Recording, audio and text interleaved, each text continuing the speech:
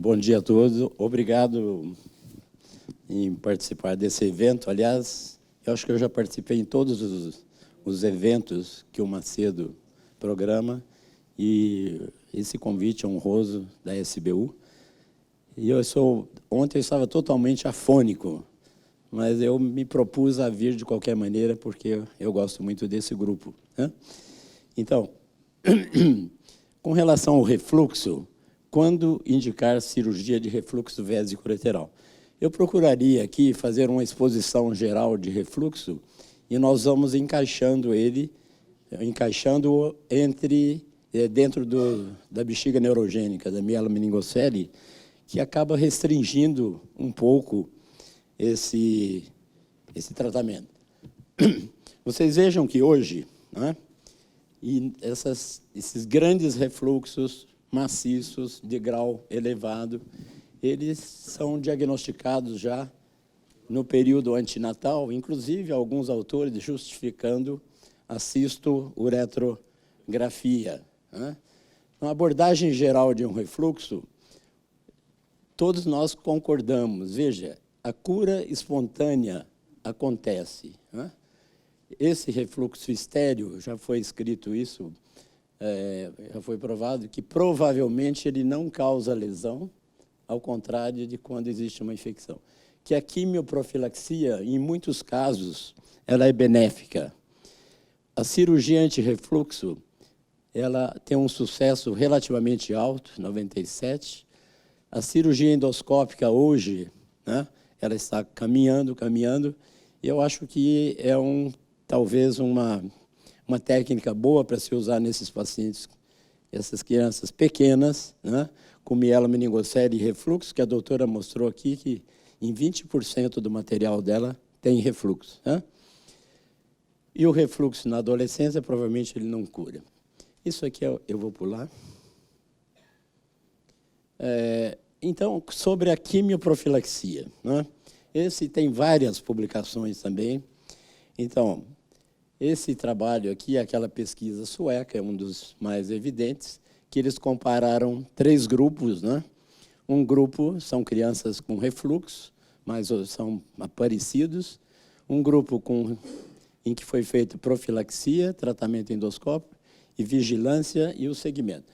Vocês vejam que quando havia profilaxia, ou quando só a observação, o resultado sobre a permanência ou não do refluxo não mudou muito. Que realmente o tratamento endoscópico ele tem um sucesso maior do que simplesmente a quimioprofilaxia.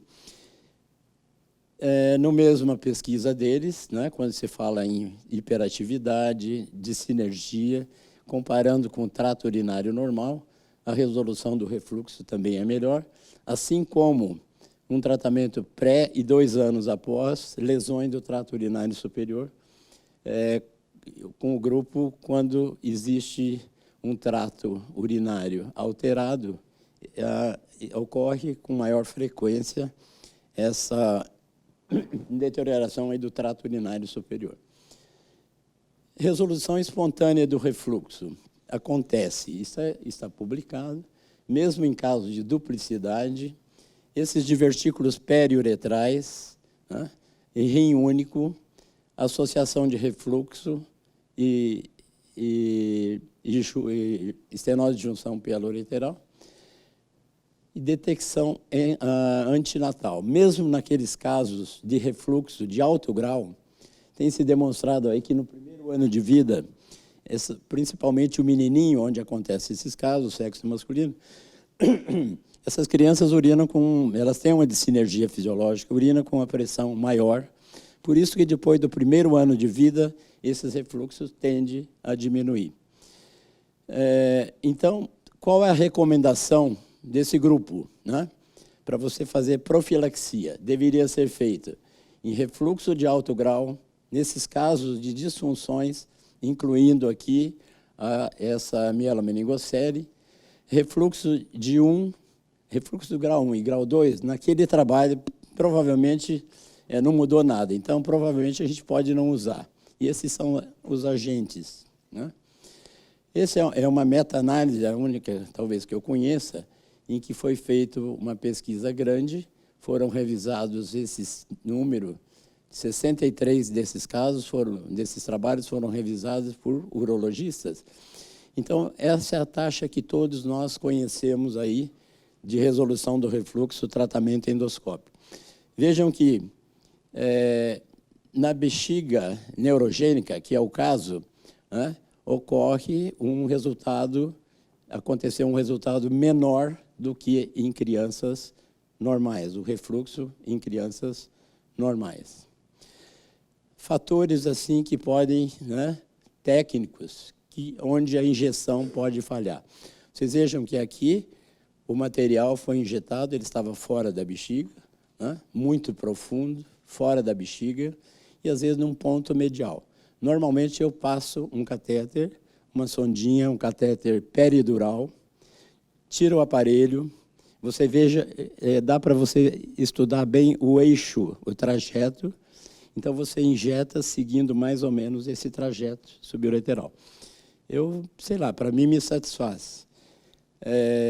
Baixo volume e esse bolo, quando ele é injetado aqui, o bulking, ele se deslocar aqui medialmente. Então, eu acho que essa técnica é uma técnica, aliás, a ressecção endoscópica, a injeção endoscópica, ela é factível para esses casos de bexiga neurogênica, que são crianças pequenas, você injeta pouco, ela é ambulatorial, o custo não é alto, né, não migra. Hoje, eu acho que a gente tem produtos melhores, nós os temos aqui à disposição nossa, lá no Hospital das Clínicas, o Vantris, baixa morbidade, é minimamente invasivo e não tem uma curva de aprendizado assim importante. É um procedimento relativamente simples, né? Então, resumindo de um modo geral, o refluxo, hoje a cirurgia está mais ou menos tratamento assim convencional, ou cirurgia aberta ou endoscópica, até 20% dos casos, por essas razões. Aquela infecção que não cura, não cura, não cura, chega a hora que você tem que mudar de método. Estava tratando clinicamente, então, aliás, eu nem sei se ainda tem muito lugar para esse tratamento de 5 anos, dando medicamento. Porque a endoscopia, o endoscópico, com 1 ano de idade, você pode evitar tudo isso. É a opinião. A maioria, né? Isso aqui não é tão novo, mas isso aqui é contestável.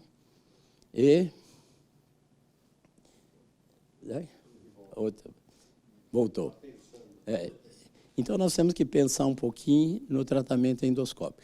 Então, o refluxo, nessas bexigas neurogênicas, vamos chamar assim, então, o fator de risco para lesão renal, refluxo e pressão de perda alta, né? Então, nós combatemos, como nós vimos aqui, através de vários métodos. Então, o refluxo, a cirurgia... Tem mais 1 minuto? Tem? Então, como que... Essas aqui são as técnicas para quem decide fazer uma cirurgia, um procedimento aberto.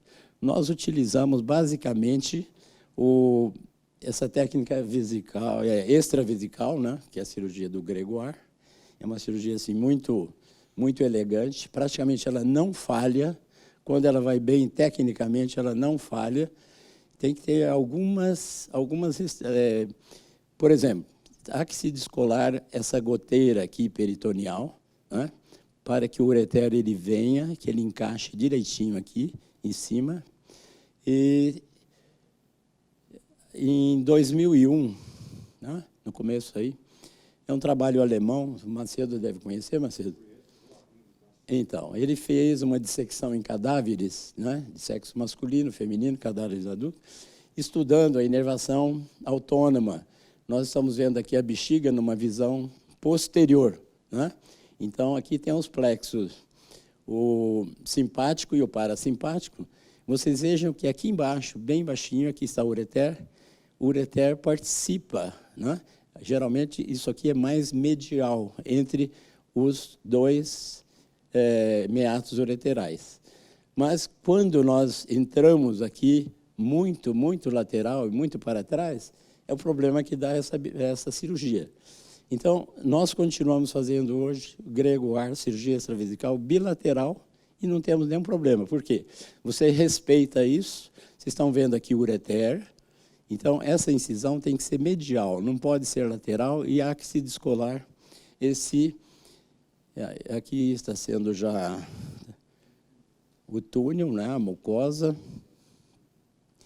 Então, veja que ela tem aplicações assim para as duplicidades pielo-ureterais. Os dois ureteres entram na mesma bainha. Veja que há muitos anos, desde aquela época, nós continuamos fazendo essa cirurgia. E ela se aplica também nessas sáculas. Veja que não tem, né?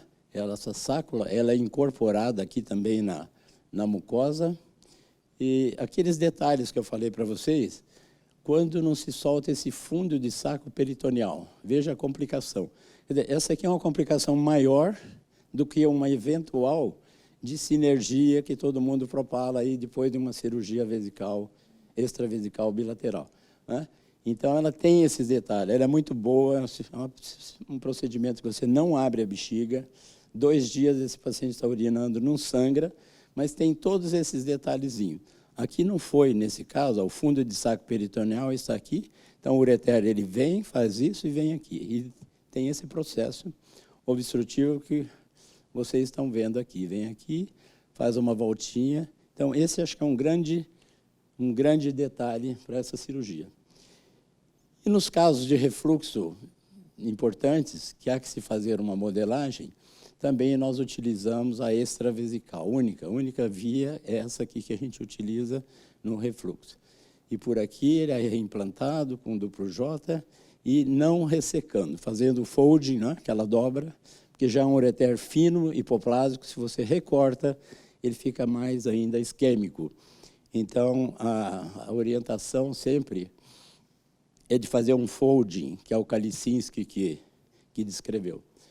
E o COEM, praticamente, a gente não faz. Eu não faço, usamos muito em estrofia, né? Quando você tem que reimplantar aqui, ela já está exposta. Então, o refluxo na bexiga neurogênica é diferente, é uma cirurgia. Existe aquela a bexiga, ela é espessa, tem micro divertículos, com frequência você abre a mucosa, mas é um procedimento. Eu tenho a impressão que o endoscópico, o tratamento endoscópico, que já é feito na grande maioria na Europa, quase que exclusivamente, então eu acho que vai ser para resolver esses casos, né? Então, um paciente que faz cateterismo, uma pressão alta, pressão de perda alta e refluxo, ele está sujeito a todo momento a ter pielonefrite, né? Então, uma injeçãozinha endoscópica, eu acho que é muito válido. Muito obrigado, hein?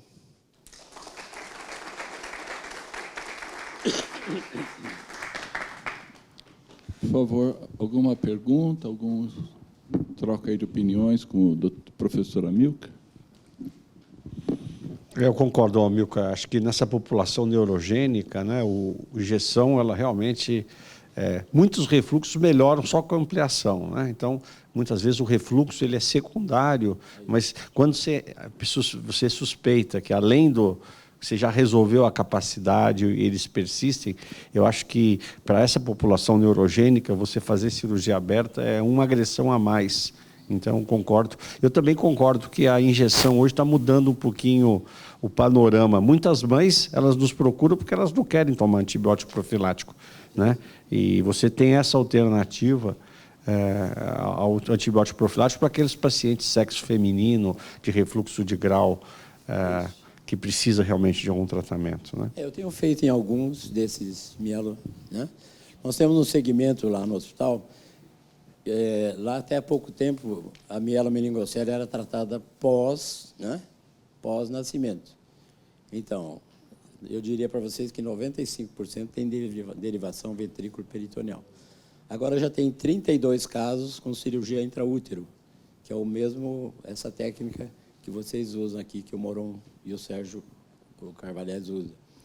Então, e foi uma coisa muito boa, porque é institucional, né? Claro. O paciente não precisa correr atrás de liminar, não tem problema. E como eu falei com a Marcela, também é o problema de segmento, né? Esses pacientes vêm do Brasil inteiro para cá, depois eles não voltam muito, né? A gente não consegue seguir tudo. Desses 32, eu acho que eu tenho 9 seguindo de lá. Né? Agora, os outros têm 80 e poucos pós-natal. Dá até para fazer uma tese, eu já ofereci para muita gente lá. Os nossos casos, eles vêm porque eles mantêm um vínculo com o Sérgio Cavalheiro e conosco, mas não é na Unifesp, né? É não institucional. Então, é uma população que tem condições de vir e seguir. Isso diferencia também dos serviços americanos. O estudo MOMS urológico, quando eles publicaram, nós escrevemos, inclusive, um comentário editorial, porque o segmento urológico deles é realmente muito, muito superficial. Eles não têm nem padronização de estudo urodinâmico, enquanto que essa população que a Marcela está seguindo, né, ela é a mesma máquina de urodinâmica, a mesma metodologia. O João tá. Você quer fazer um comentário da sua tese? O João pegou a população pós-natal, só assim um resumo da arte que você vai também defender, porque ele comparou com a população pós-natal. Ótimo, é importante. E com a mesma metodologia, o mesmo aparelho de urodinâmica, a mesma equipe. O que você encontrou? Bom, então, nós temos 2 grupos, né? No meu ainda tem 86 do pré-natal e 89 no pós-natal. E, por enquanto, os resultados preliminares foram que realmente não existe a melhora clínica no âmbito vesical.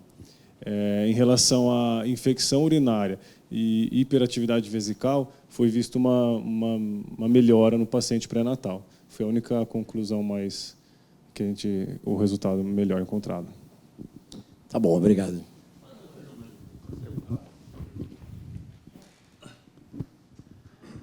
Bom, refluxo eu acho que é uma das coisas, é uma das verdades mais transitórias que tem, né? Nós somos mais velhos, né, amigo? Que já passamos por inúmeras fases de operar todo mundo, de não operar ninguém, de tratamento endoscópico, enfim, de fazer intravesical. Fiz 10 anos de corre, também parei de fazer, também faço como você. E mais o conceito que a gente sempre tinha também é que a gente deveria evitar a cirurgia de refluxo no primeiro ano de vida, pela possibilidade de disfunção miccional. Então, os casos que teriam indicação cirúrgica, seria melhor a gente fazer uma derivação, deixar essa criança crescer, enfim. Hoje parece que isso está caindo também. A gente não tem dados muito evidentes, mas tem sido operado crianças no primeiro ano de vida. Queria saber a tua opinião do Macedo, dos outros. Vocês têm operado bebezinhos que têm indicação cirúrgica, evidentemente, né? Por infecção, por alguma perda de função. Se vocês têm feito no primeiro ano ou vocês têm preferido aguardar ainda fazer uma derivação urinária? Não, o primeiro ano acho que não é recomendável, né? Principalmente, você vê aqueles refluxos maciços, né? Eu tenho alguns casos assim meus que eu sigo, mas é impressionante a melhora, como aquilo reduz, inclusive, e dados de literatura fala que até desaparece. Porque a bexiga no primeiro ano de vida, ela não é normal, e inclusive ela tem dissinergia, ela tem pressão alta, isso já foi comprovado. A gente procura evitar, raramente, uma derivação num caso como aquele, um refluxo assim, em grau 5, infecção intratável, né? Não tem outra saída, mas não. Então, os casos que tem infecção, que tem perda de função, que não dá para se aguardar. É evidente, o menino de 30% a 50% ele melhora. Agora, tem alguns casos que tem infecção de repetição, que a profilaxia não resolve. E você prefere operar no primeiro ano ou derivar? Não, derivar quase que nunca, Miguel, eu diria para você. Entendeu? Não, e cirurgia depois do primeiro ano, a gente consegue levar. Ou você faz, sei lá, você começa a sair de lado, né? Uma postectomia, alguma coisa assim, mas não sei qual a opinião do Macedo. Eu também concordo. Raríssima. Assim, eu não me lembro. Eu não me lembro também de nenhum caso que eu precisei. Eu gosto de operar com um ano para frente. Geralmente eu preparo a mãe, aquele caso que eu sei que vai ter que ser operado, faço a circuncisão, e se for menino, e mantenho o antibiótico profilático. Se você tiver uma situação excepcional, que você não possa esperar, que eu não me lembro, assim, com muitos casos, você pode colocar a injeção, que a injeção, a partir de 6 meses, ela já é factível. Agora, eu gosto sempre de comparar com o uretrocisto de 1 ano, para ter realmente até para mostrar para a família que esse caso vai ter um pouco impacto com o segmento. A gente sabe que as melhores melhoras ocorrem nos primeiros 2 anos, mas quando você tem um uretrocisto com 1 ano mostrando um padrão muito semelhante, eu acho que a indicação de cirurgia fica mais fácil até para dialogar com a família. Muito bom. A injeção, Miguel, se você tiver. Só para comentar um outro detalhe técnico que o senhor que me ensinou, que quando você está fazendo... O senhor está no céu. O que você me ensinou, quando a gente solta esse recesso peritoneal no menino, você protege o deferente junto, não é isso? Sai junto, assim. Né? Você vê o deferente. Então, Esse é um detalhe, acho que talvez dessa técnica mais importante, não é, Miguel? O Miguel fez bastante isso aí. Tem uma tese sobre isso aí.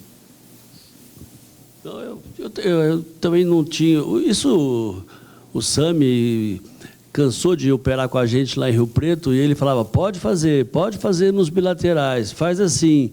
E eu vim de uma formação na França que só se fazia corre. 100% dos refluxos eram corre. Então, ainda mais que os franceses tinham uma briga com os belgas, né? Eles têm uma rivalidade, e o Gregoire, para quem não sabe, é belga, então era proibido. E a gente tinha muito medo dessa reflexia, essa neuropraxia transitória que poderia causar o Gregoire-Lite bilateral. Mas aí o Sami várias vezes, inclusive eu tive a oportunidade de auxiliá-lo algumas vezes, e olha, bato aqui na madeira, mas eu nunca tive nenhum caso de retenção urinária, mesmo nos casos bilaterais.